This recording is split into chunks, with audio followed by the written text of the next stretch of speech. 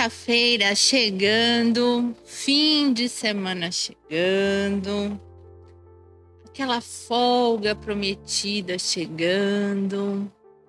Nós bem sabemos que Jesus não nasceu no dia 25 de dezembro, né?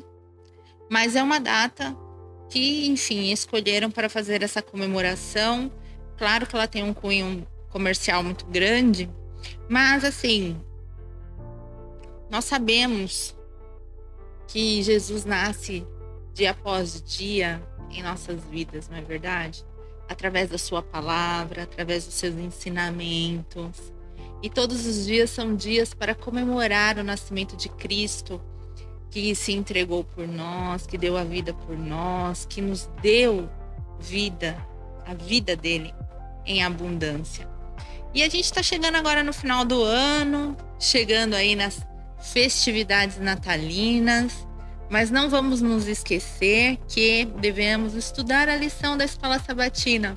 E hoje tem um tema que é uma delícia. Olha, anteontem falamos sobre morte, coisa pesada. Ontem falamos sobre a ressurreição de Moisés. Que lição fantástica. E hoje vamos falar sobre a ressurreição dos filhos de Deus. Filho de Deus. Se Jesus não voltar nessa geração, você vai ser ressuscitado. Você acredita nisso? Eu acredito. Eu acredito piamente que se Jesus não voltar nessa geração, e se eu tiver que conhecer a morte, ela, como eu disse esses dias atrás, é só uma vírgula na vida eterna. Tenho certeza que o Senhor voltará e nos ressuscitará. E hoje nós vamos tratar um pouquinho sobre isso. Nós vamos falar um pouquinho sobre a Jerusalém Celestial. Vamos abrir a Bíblia lá em Hebreus 12, verso 22. Olha que interessante. Deus negou a Canaã terrena para Moisés e o enviou para a Canaã Celestial. Vamos ler como é que é essa Jerusalém Celestial, Hebreus 12, verso 22. Mas tendes chegado ao monte Sião e à cidade do Deus vivo, a Jerusalém Celestial, e a incontáveis hostes de anjos e a universal assembleia. Vamos ler o 23 também. A igreja dos primogênitos arrolados nos céus, e a Deus, o juiz de todos, e aos espíritos dos justos aperfeiçoados. Vamos mais um versículo. E a Jesus, o mediador da nova aliança, e ao sangue da aspersão, que fala coisas superiores ao que fala o próprio Abel. Essa é a terra, uma terra superior, uma terra celestial, com incontáveis hostes de anjos. O Cristo, o nosso mediador, ali revestido em poder e glória e saúde, não mais sendo humilhado, açoitado com uma coroa de espinhos. Rei dos reis, Senhor dos senhores. Nós veremos essa Jerusalém Celestial. Moisés foi o primeiro exemplo de ressurreição dos mortos, né? Bem certo é que Enoque e Elias foram arrebatados ao céu, mas eles não conheceram a morte. Moisés foi o primeiro a ressuscitar dos mortos. E aqui a gente pode ver o que é ressuscitar para a vida eterna. O que seria uma vida eterna? A palavra ela nos promete um local onde não haverá mais dor, nem ranger de dentes, nem morte, nem doenças, nem batidas de carro, hospitais, desavenças entre vizinhos, irritações no trânsito. Tem noção do que é viver numa terra onde a paz reina, a alegria reina, a saúde reina, onde existem hostes incontáveis de anjos e o nosso Senhor está ali, acessível fisicamente a nós, para nós adorarmos, prestarmos o culto, vivermos em alegria? Você consegue acreditar realmente que você vai ressuscitar? Você consegue? Eu acho que, assim, Deus, ele é tão maravilhoso que ele deixou a palavra dele nos explicando de ponto a ponto. Tá, ok, nós que cremos em Deus, vai acontecer de tal jeito. E com quem não? E com Satanás, o que vai acontecer? O que vai acontecer com o mundo? O que a gente vai enfrentar? Gente, olha, uma coisa é certa. Eu, Mariângela, não tenho a palmatória da salvação do mundo nas minhas mãos, graças a Deus. Eu não fico me perguntando, será que fulano vai ser salvo? Será que esse fulano vai ser salvo? Será que eu vou ser salvo? Eu tenho que crer que eu vou ser salvo. Eu creio nisso. Mesmo sendo muito pecadora, cheia de falhas e pedindo correção constante de Deus. Mas uma coisa é certa, assim, aqueles que vivem com Cristo tem muita chance de ser salvo, né? Aquele que confessa seus pecados, redime, quer viver uma vida reta com Deus. Mas nós sabemos que existe no mundo muita gente sincera que infelizmente não tem o mesmo conhecimento que nós, e Deus não leva em consideração o tempo de ignorância das pessoas. Agora, uma coisa é essa pessoa e outra coisa é eu falar assim: eu quero viver no mundão mesmo, e lá na hora que eu tiver para morrer eu peço perdão a Deus. Não vamos zombar de Deus, não vamos brincar, porque Deus sabe todas as nossas intenções, nossos sentimentos.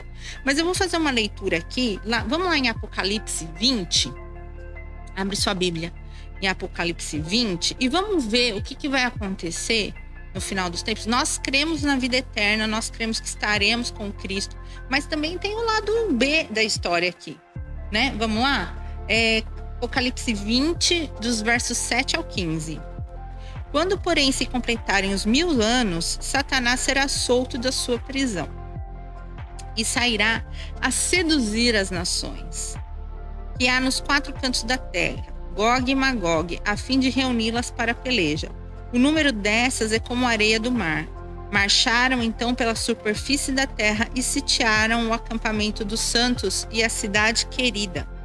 Desceu, porém, fogo do céu e os consumiu. O diabo, o sedutor deles, foi lançado dentro do lago de fogo e enxofre, onde já se encontram não só a besta, como também o falso profeta, e serão atormentados de dia e de noite pelos séculos dos séculos. E aí, olha a continuação disso. Vi um grande trono branco e aquele que nele se assenta, de cuja presença fugiram da terra o céu e não se achou lugar para eles. Vi também os mortos, os grandes e pequenos, postos diante do trono. Então se abriu os livros. Ainda outro livro, o livro da vida, foi aberto, e os mortos foram julgados segundo suas obras, conforme o que achava escrito nos livros. Deu o mar os mortos que neles estavam, a morte e o além entregaram os mortos que neles havia, e foram julgados um por um segundo as suas obras. Então, a morte e o inferno foram lançados para dentro do lago de fogo. Esta é a segunda morte, o lago de fogo. E se alguém não foi achado inscrito no livro da vida, esse foi lançado para dentro do lago de fogo. Deus, ele é tão bom que ele nos dá todas as orientações, ele nos mostra exatamente como que se dará todo o processo, como se deu todo o processo desde a criação e o que vai acontecer até o fim. Aqui, olha, ele nos deixa duas situações, ele nos mostra direitinho duas situações, o que está acontecendo. De que lado estaremos? Creia na ressurreição, mas vamos crer que ressuscitaremos para a vida. Vamos crer nisso? Vamos viver isso? Vamos abrir agora nossas Bíblias lá em 1 Coríntios. 1 Coríntios 15, os versos 13 a 22. Vamos ler. E somos tidos por falsas testemunhas de Deus, porque temos asseverado contra Deus que ele ressuscitou a Cristo, ao qual ele não ressuscitou, se é que é certo que os mortos não ressuscitam. Porque se os mortos não ressuscitam, também Cristo não ressuscitou. E se Cristo não ressuscitou, é vã a nossa fé, e ainda permaneceis nos vossos pecados. E ainda mais, os que dormiram em Cristo perecem. Se a nossa esperança em Cristo se limita apenas a esta vida, somos os mais infelizes de todos os homens. Olha que palavra! Se nós não acreditarmos na ressurreição, é vã a nossa fé. Porque se nossa vida com Cristo se resumir somente a esta terra, de que validade, que vantagem há? Tudo está relacionado a uma vida celestial, que era para nós termos uma vida plena, era para termos uma vida tranquila, se o pecado não tivesse entrado na terra.